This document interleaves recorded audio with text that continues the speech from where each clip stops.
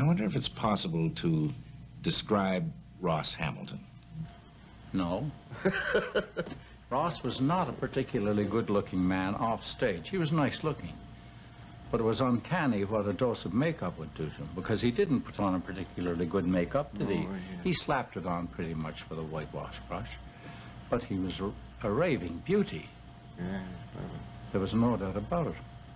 His style. His style, he always remained a young lady. He was never a girl. He was never a married woman. He was a young lady. And he dressed and acted the part without being conscious. He never consciously said, I'm a young lady this time. He wore these beautiful gowns because Leonard John had a connection with a court dressmaking establishment. And they let us have dresses for practically nothing, just simply to say they didn't give them to us. And he had a beautiful job, beautiful gowns. But he was always a young lady, the sort that any of the soldiers could take home and introduce them to Mother, and that was that.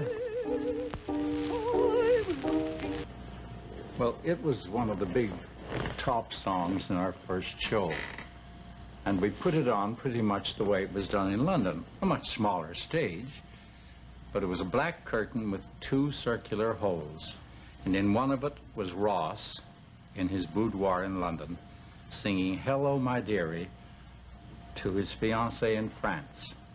And Bill Tennant was in France in an officer's uniform in a dugout, and he replied by singing I Shall See You Tonight, Dear, a beautiful song.